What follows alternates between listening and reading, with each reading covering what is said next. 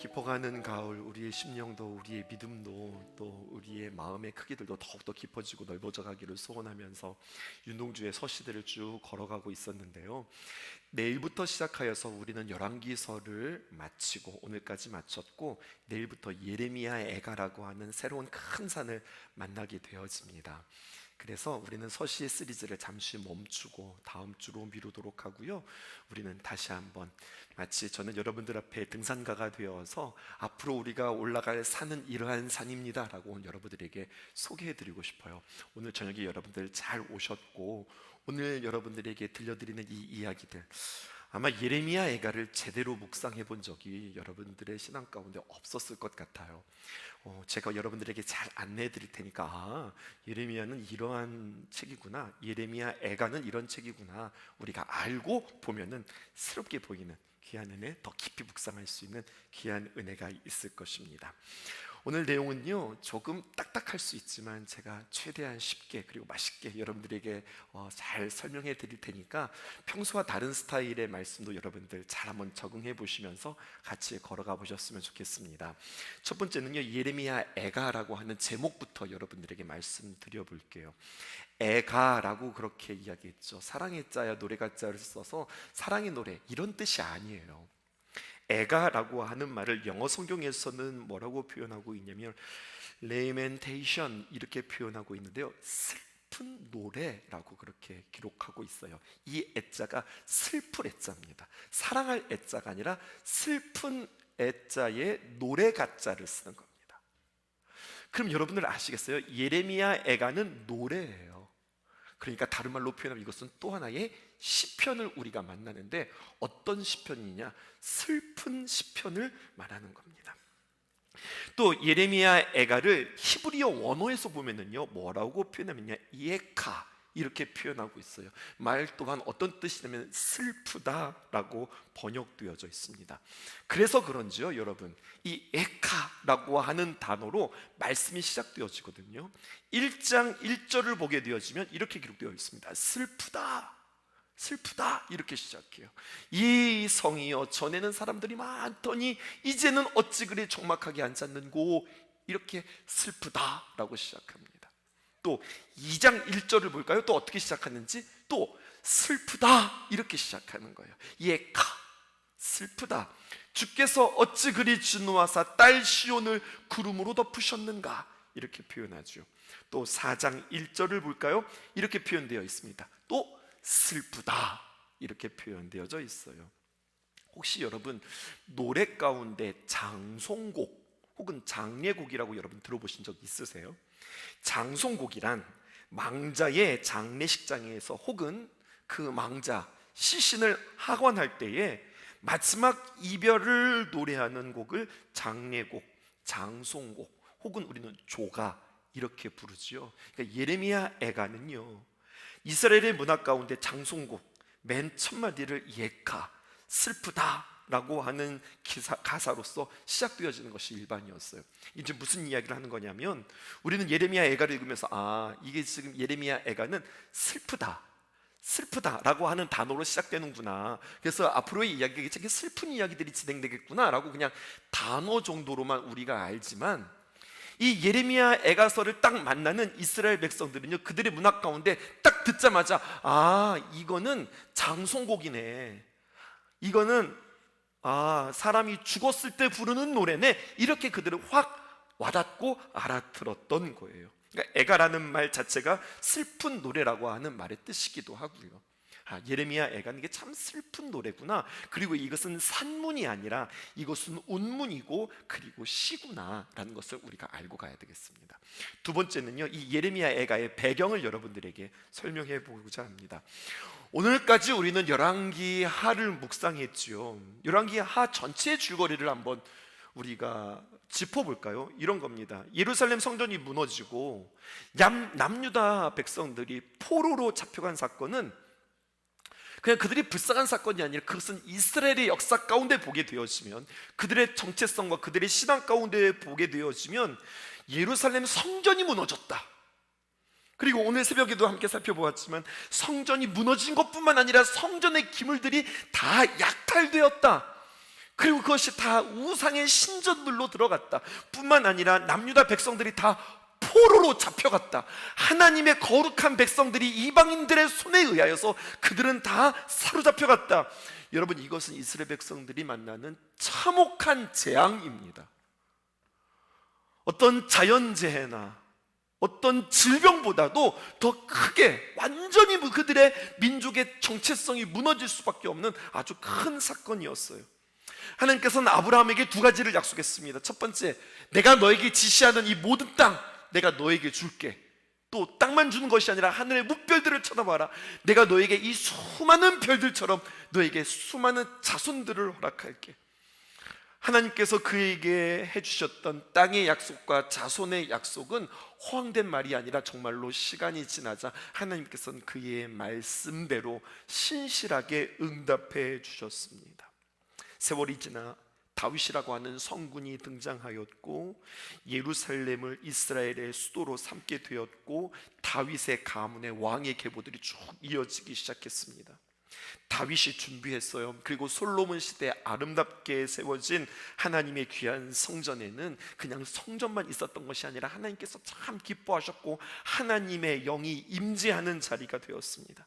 그리고 거기에서 제사장들을 통하여서 하나님과 이스라엘 백성들이 만나는 자리가 되었고 이스라엘을 구원하시고 보호하시고 지키신 그 하나님 앞에 영광과 감사를 올려드리고 또다시 하나님께서는 그들에게 약속하시고 그들에게 보호할 것을 다시 한번 명령하셨던 그 귀한 하나님과 이스라엘 백성들이 만났던 자리, 그리고 하나님께서 이스라엘 백성들을 바라보면서 그것은 그냥 흐뭇하다가 아니라 하나님께서는 그들에게 비전을 품으셨어요. 그렇게 너희들은 하나님의 거룩한 백성들로 살아가라. 근데 하나님의 거룩한 백성들이 살아간 약 500년의 세월 가운데에는 하나님의 거룩한 꿈, 예배자로 살아가는 비전이 아니라 하나님의 비전이 무너지는 세월들이었습니다.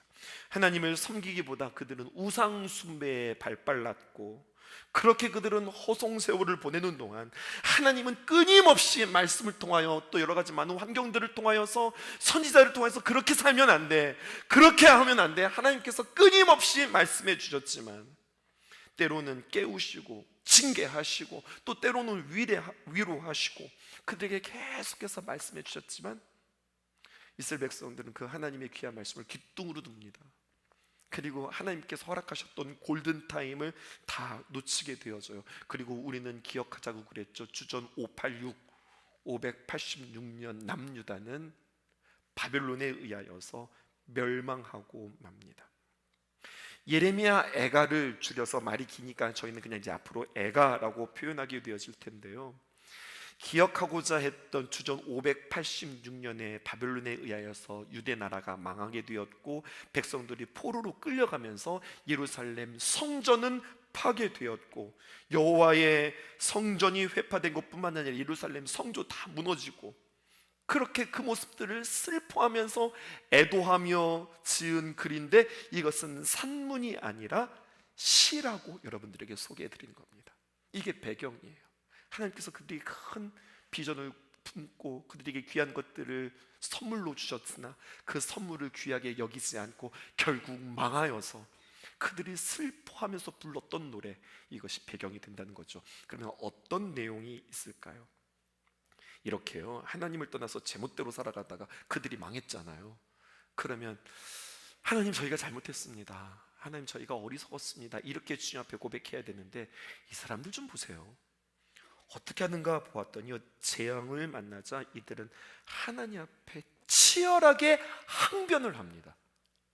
여러분, 이게 항변이 무슨 말이에요?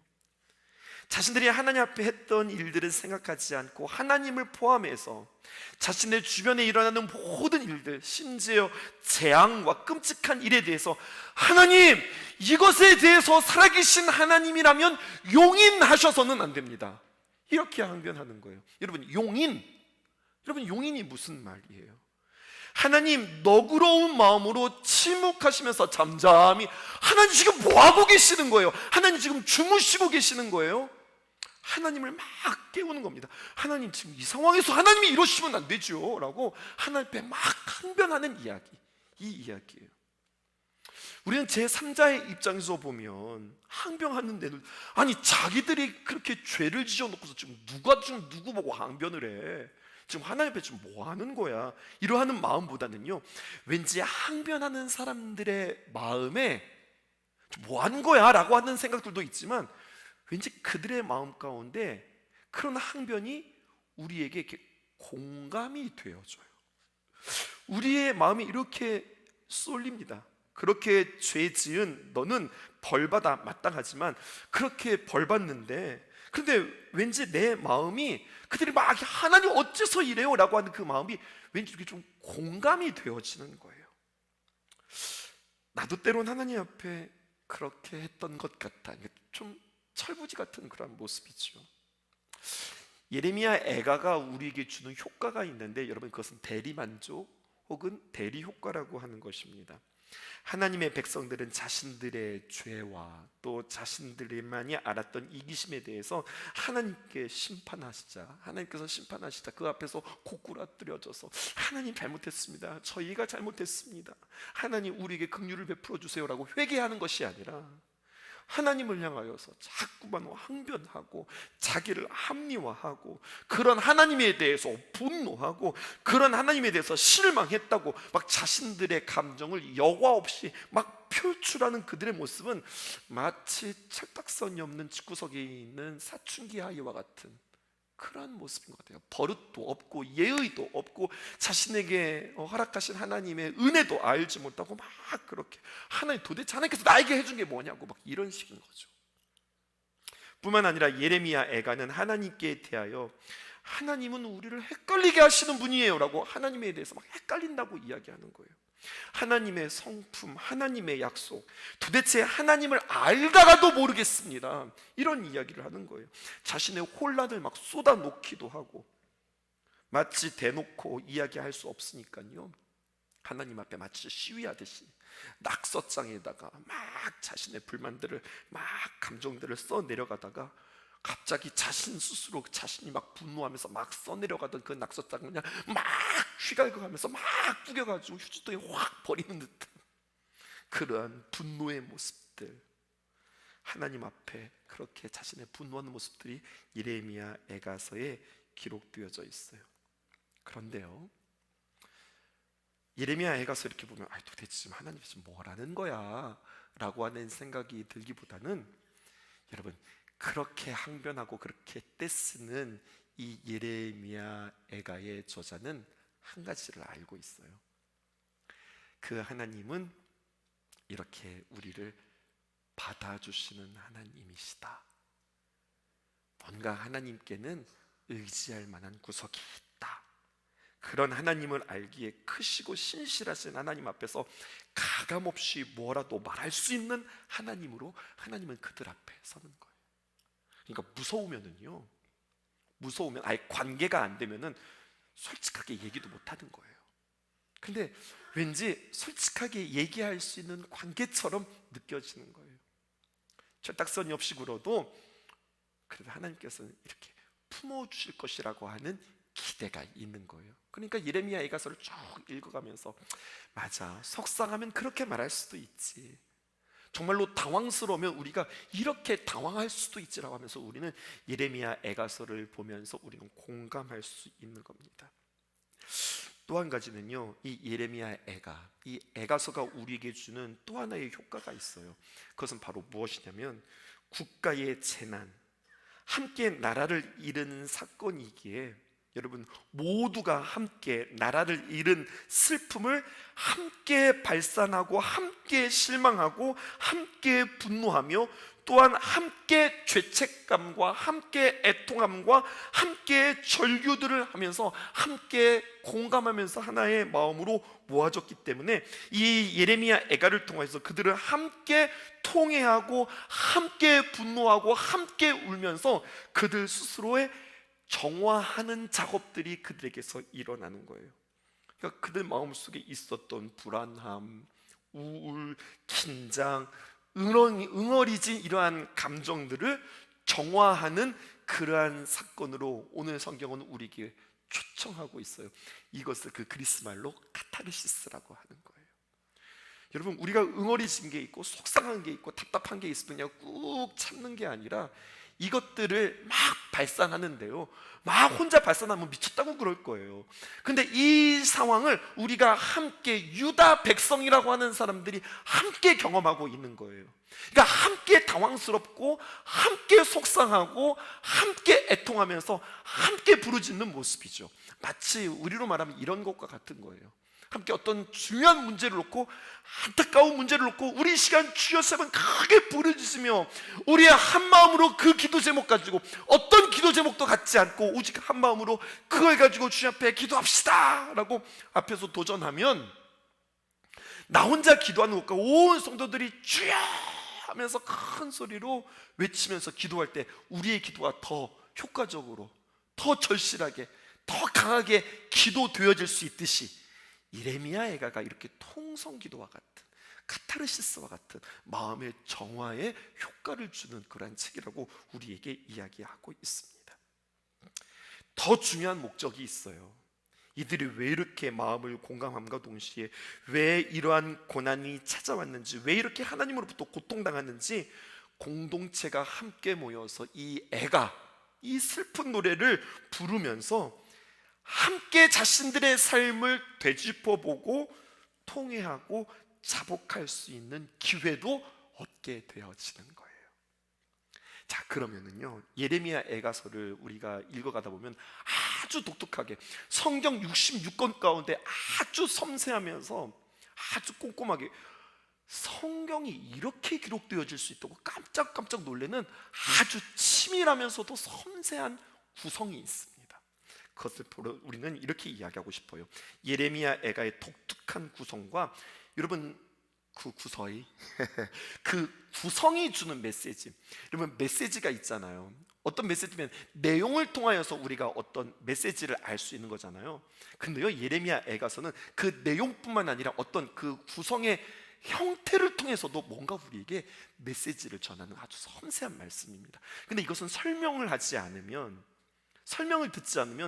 정말로 그렇게 되어 있는지 알지 못하는 내용이에요. 이런 겁니다.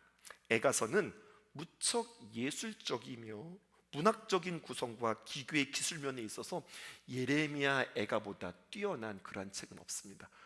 어떤 면에서 독특한지 제가 여러분들에게 말씀드릴게요. 여러분, 그 잠시 시편을 여러분들에게 이야기하면 이것도 예레미야 애가도 어떤 시라고 그랬으니까, 시편을 우리가 주소를 읽을 때 뭐라고 이야기하면, 예를 들어서 마태복음 1장 1절 이렇게 이야기하지만 시편은요, 시편 1장 1절이라고 하지 않아요. 어떻게 하냐면 시편은 시편 1편 1절, 편이라고 이야기하죠. 왜냐하면 시편 말 그대로 시기 때문에 그래요. 마찬가지예요. 예레미야 애가도 슬픔을 노래한 시이기 때문에 사실 정확하게 이야기하면 시편처럼 몇 편 몇 절 이렇게 말하는 것이 상식이기는 해요. 근데 이 상식대로 말하진 않고 그냥 시편만 몇 편 몇 절이라고 이야기하지, 예레미야 애가는 그냥 몇 장 몇 절 이렇게 표현하는데요. 근데 이 예레미야 애가는 작정하고 구조를 그냥 딱 맞춰서 각을 짜서 만들었어요. 5편을 정합니다. 그리고 5편의 시를 구성함에 있어서 우리는 그냥 딱 5개를 구성했구나 이렇게 이야기하지만, 또 이 예레미야 애가를 만나는 이 독자들은, 특별히 이스라엘의 문화 가운데 있는 이들은 이 5편의 예레미야 애가를 딱 보게 되면 얼른 머릿속에 무엇을 떠오르게 되냐면 모세오경을 떠오르게 되어 있어요. 창세기, 출애굽기, 레위기, 민수기, 신명기, 모세오경과 비슷한 구조로 이렇게 예레미야 5장이 짜여져 있습니다. 토라를 상기하게 되어져요.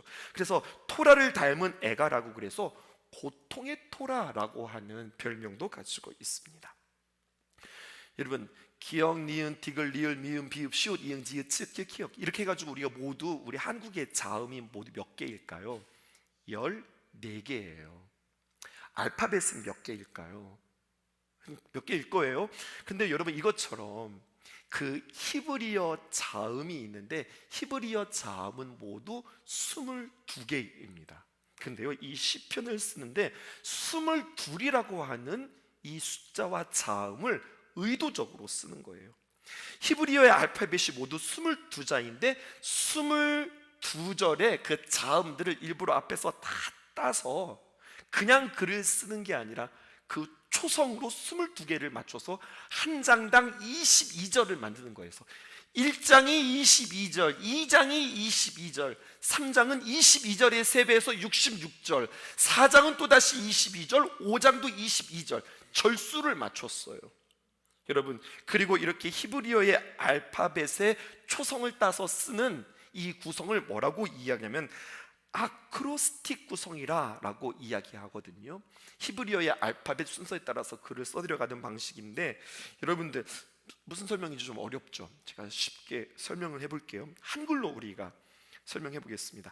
한글의 자음은 기역부터 시작해서 희응으로 시작되어지는데, 기역, 니은, 디귿, 리을 하면서 이렇게 쓰는 거예요. 기역, 가지 마세요. 모든 사람들이 당신을 싫어한다 하더라도 니은, 내가 있지 않습니까? 만일에 지금 디귿, 당신이 나를 멀리 떠난다고 한다면 우리가 날마다 맡아왔던 리을, 라일락 향기는 당신에게서 멀리 떠나버릴 것입니다.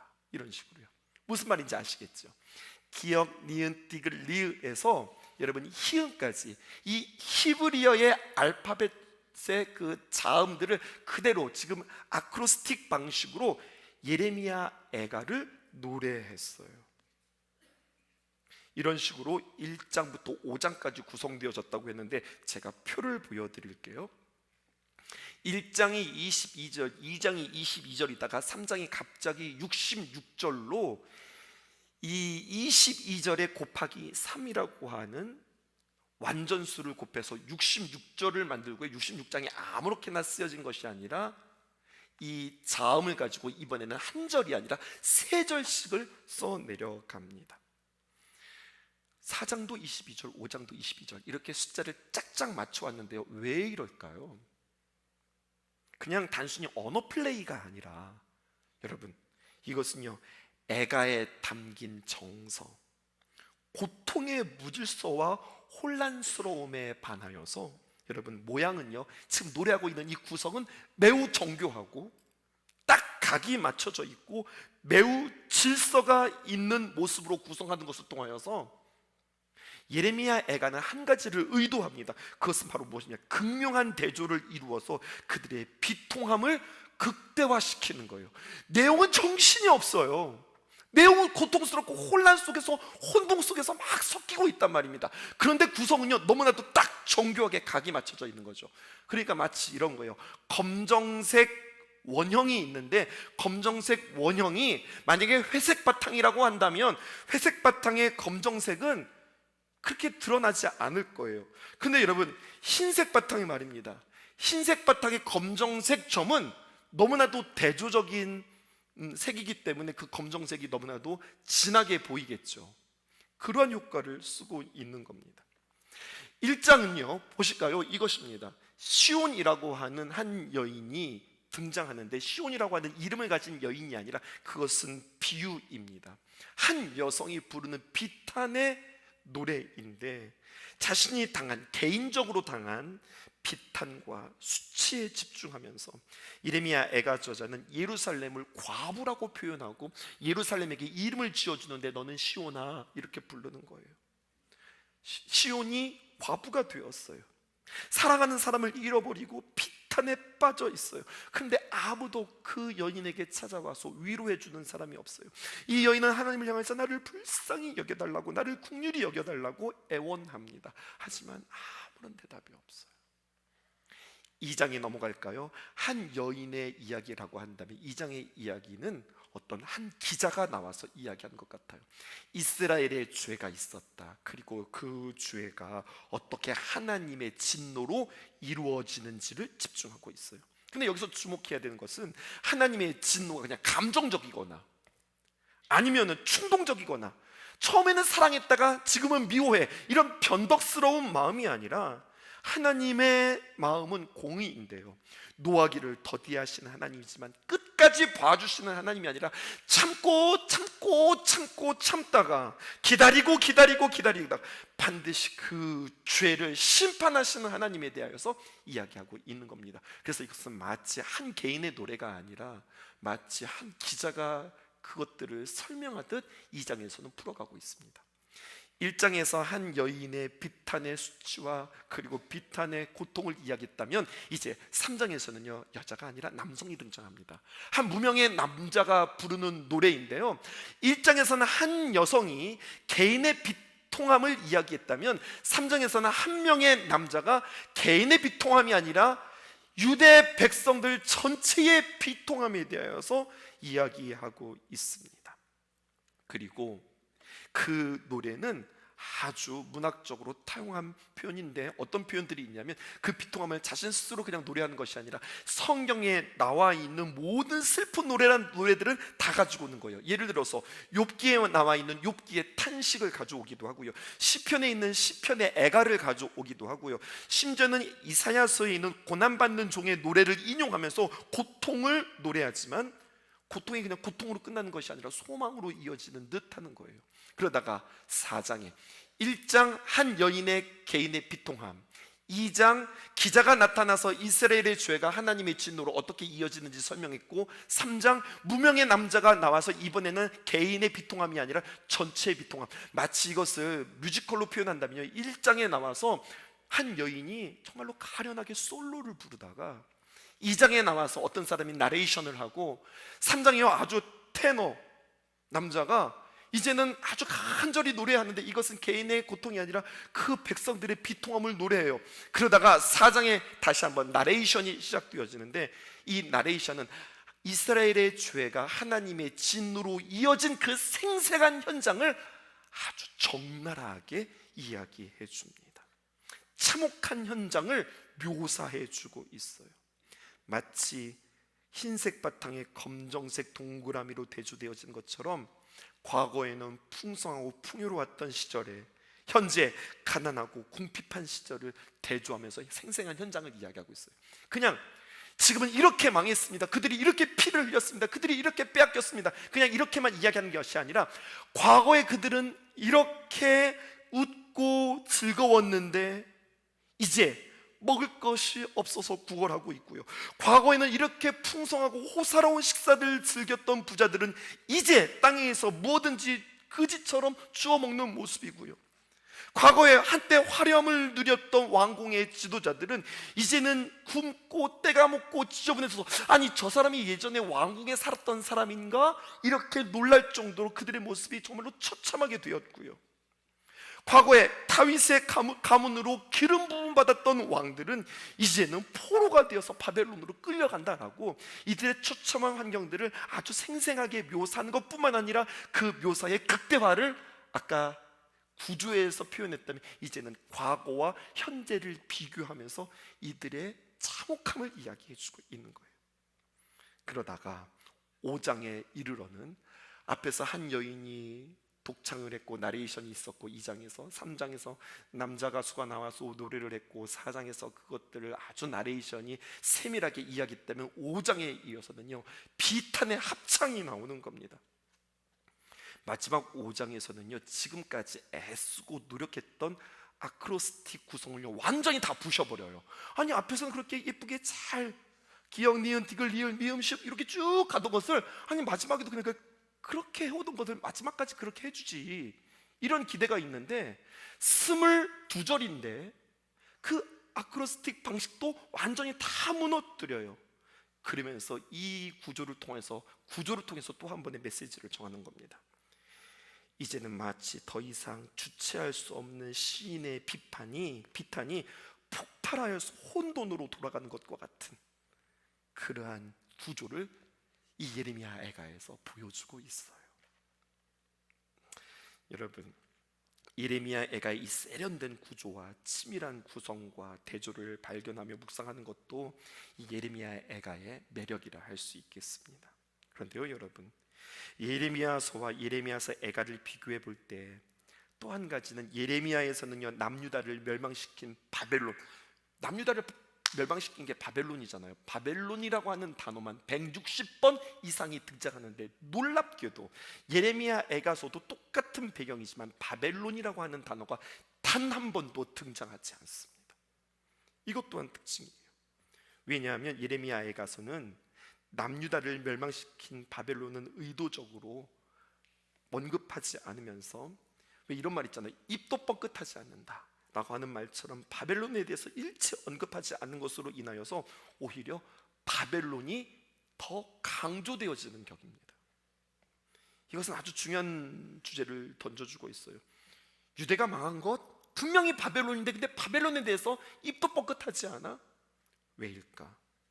그들의 죄 때문이며 하나님이 그들을 징계하신 것이다. 그들은 망한 것이 바벨론의 힘 때문에, 그들이 강하고 우리가 약해서 우리가 그들에게 나라를 빼앗긴 것이 아니라, 너희들이 겉으로는 그렇게 보여, 근데 그거 아니다. 하나님 앞에 죄를 지었던 너희들의 심판이다. 이것을 강조하고 있는 거예요. 근데 예레미야에 가서는요, 여러분, 심판의 메시지로만 끝나지 않습니다.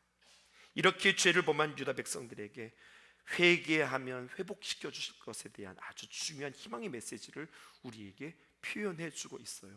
아까 산의 모양이라고 했었죠. 22절 22절이었는데 3장에 이르러서 66절이라고 했죠. 거기에 아주 중요하고 임팩트 있는, 마치 반지의 보석과 같은 내용들을 담는데 이런 거예요. 혹시 여러분들 이런 찬양 아실까요? 주의 인자는 끝이 없고 그의 자비는 무궁하며 아침마다 새롭고 늘 새로우니 주의 성실이 큼이라 성실하신 주님. 이거 우리 한번 찬양해보고 마무리 해볼게요. 우리 함께 찬양해 보십시다.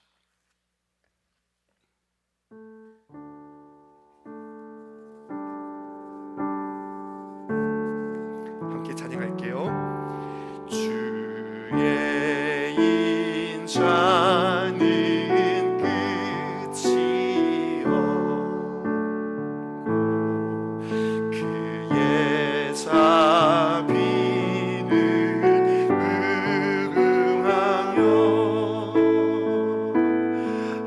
아침마다 새롭고 늘 새로우니 주의 성실이 큼이라 성실하신 주. 우리 다시 한번 유찬양해 볼게요. 주의 인자는 끝이 없고 주의 인자는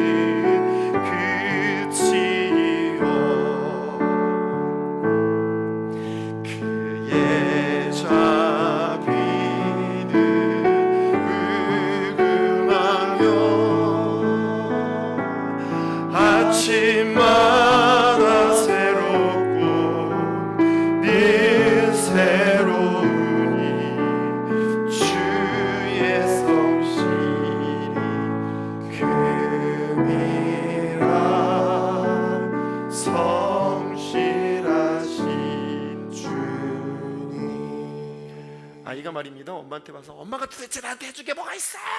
그러면서 소리를 버럭버럭 지르면서 못된 짓이라 못된 짓은 다 하고 울고 막 때를 쓰고 막 철딱선이 없는 모든 일들을 다 해가는 거죠. 하고 싶은 말 다 하고 막 때를 쓰고 막 앞에서 막 뒹굴고, 그렇게 한참을 해도 너 이놈의 니집에 지금 뭐 하는 거야? 막 혼내는 게 아니라 그냥 이렇게 물끄러미 바라보는 거죠. 그런데요, 아이가 그렇게 하는 것은 정말로 속상한 게 아니라 정말로 속상해서 그런 거죠. 그렇게라도 내가 말을 해야, 그렇게라도 내가 뒹굴어야 그래서 내가 좀 숨 쉴 수 있을 것 같은 거예요. 그렇게 하나님 앞에 엉엉 울고, 하나님 도대체 왜 그러시는 거예요? 그렇게 하나님 앞에 이야기하고, 하나님 내가 헷갈려 죽겠어요, 우리 엄마 계모인가 봐, 막 이런 얘기도 하고, 그렇게 한참을 풀어내더니 그의 마음이 이렇게 좀 진정되었을까요? 예레미야 애가 3장 22절에서 25절에 있는 말씀입니다. 여호와의 인자와 긍휼하심이 무궁하심으로 우리가 진멸되지 아니함이니이다. 이것이 아침마다 새로우니 주의 성실하심이 크도소이다. 내 심령에 이르기를 여호와는 나의 기업이시니 그러므로 내가 그를 바라리라 하는도다. 기다리는 자들에게나 구하는 영혼들에게 여호와는 선하시도다. 여러분, 이것이 예레미야 애가의 3장의 높은 산의 정상에 기록되어져 있는 아주 중요한 예레미야 애가예요. 유다의 멸망, 그들의 슬픔은 말로 다 할 수 없으나 여호와의 인자하심은 너무나도 커서 희망은 그들의 슬픔의 3배만큼이나, 3배가 뭐예요? 완전함을 이야기하는 거다. 너희들 아무리 슬프다 할지라도 그냥 슬픔이 슬픔으로, 고통으로, 멸망으로 끝나는 것이 아니라 그 슬픔보다 3배 큰 하나님의 희망이 너희들 앞을 기다리고 있다. 이것을 이야기하고 있는 거예요. 전통적으로 우리는 이제 태양력을 쓰지만 유대 달력으로는요, 아부월이라고 해서 9월 9일에는 유대인들은 예루살렘 성전의 파괴를 애도하는 절기를 지키는데, 그때 금식하면서 이 예레미야 애가를 읽었다고 그래요. 예레미야 애가를 읽는 우리에게 이제 어떻게 적용할까요? 이제 내일이지요. 내일부터 시작하여서 목요일부터 시작해서 10월 27일까지 열 하루 동안, 11일 동안 우리는 예레미야 애가를 묵상하게 되어질 것입니다. 그리고 10월 27일 예레미야 애가를 묵상한 뒤에 10월 28일부터 시작해서 11월 1일까지는 우리가 추수감사주의를 맞이하면서 5일 동안 믿음의 행군을 걸어갈 거예요. 그래서 하나님께서 우리에게 주신 본문이 있습니다. 우리가 10월 17일 내일부터 시작해서 10월 27일까지 예레미야 애가를 통하여서 자칫 잘못하면 왜 이렇게 맨 우는 소리고 왜 이렇게 징징거리는 소리고 하나님 앞에 어떻게 이렇게 말할 수 있어? 이것이 아니라 첫 번째 무엇을 보게 되어지냐면 예레미야 애가를 통해서 우리의 죄를 치열하게 살피며 하나님 앞에서 통렬하게 회개하는 시간들을 우리가 갖는 거예요. 그리고 두 번째, 동시에 주님께로 돌이키기만 하면 하나님의 인자와 긍휼하심이 무궁하신 그 여호와 하나님께서 우리를 영원히 버리지 아니하시고 돌보신다. 이것들을 다시 한번 확신하는 시간들을 우리는 본문을 통해서 갖게 되어질 것이에요. 그리고 2024년도 추수감사주의를 맞이하면서 우리는 믿음의 행군 5일 동안에 소선지서 가운데서 스바냐를 우리가 함께 묵상할 텐데요. 스바냐는 어떤 책이냐면 심판 후 도래할 그 택한 자들의 구원과 메시아 왕국의 영광스러움에 대하여서 이야기하고 있어요. 그러니까 여러분, 이건 이런 이야기인 거예요. 우리가 하나님 앞에 통렬하게 회개하고 그리고 하나님의 귀한 은혜를 이렇게 간구하는 것, 이것으로 끝난 것이 아니라 한 걸음 더 나아가서 그런 우리에게 심판 뒤에, 회개한 뒤에 주님께서 우리를 택하시고 우리를 얼마나 영광스럽게 만드실지 하나님의 그 귀한 비전을 보는 거예요. 그렇게 우리가 추수감사주의를 맞이하게 되어지는 겁니다. 내일부터 만나는 예레미야 애가를 걸어가면서 나의 허물을 볼 수 있기를 바라요. 뿐만 아니라 나의 허물뿐만 아니라 우리 교회의 연약함도 우리는 함께 발견하며 주님 앞에 회개하는 귀한 시간들이 되었으면 좋겠습니다. 더 나아가 이 땅의 죄악들을 우리가 함께 살피면서 하나님 앞에 기도하는 시간 되었으면 좋겠어요. 하나님 앞에 다시 한번 정결하게 씻는 시간들입니다.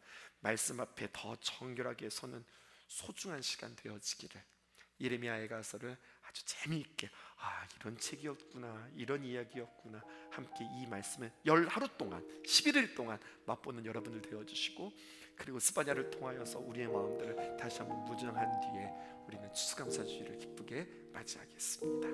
기도하겠습니다. 이 세상을 살아가는 동안에 나의 힘을 의지할 수 없으니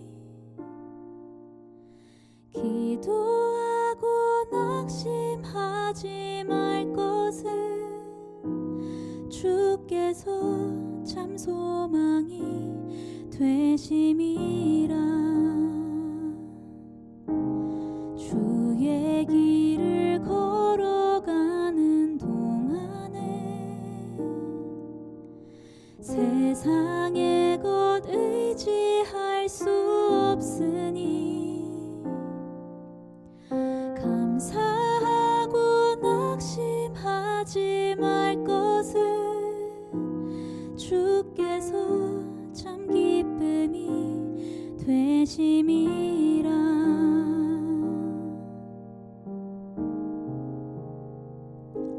하나님의 꿈이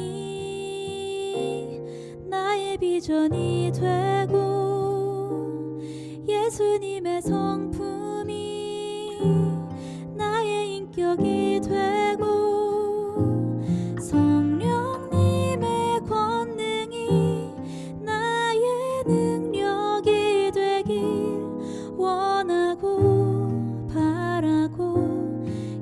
기도합니다.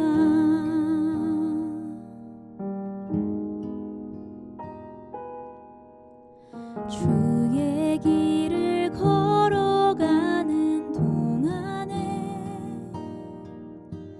세상의 것 의지할 수 없으니 감사하고 낙심하지 말 것은 주께서 참 기쁨이 되심이라.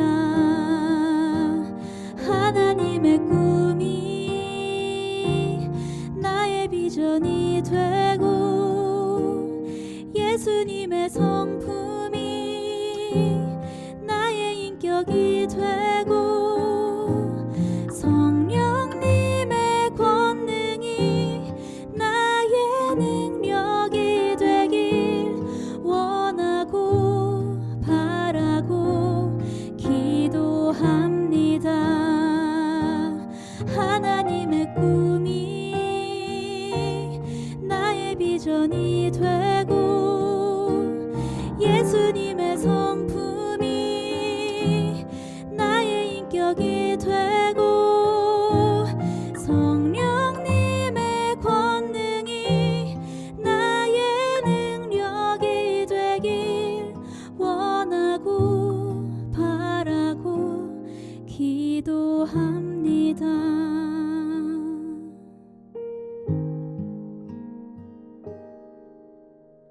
이 세상을 살아가는 동안에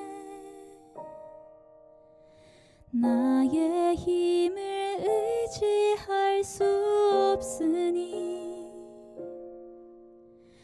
기도하고 낙심하지 말 것은 주께서 참 소망이 되심이라.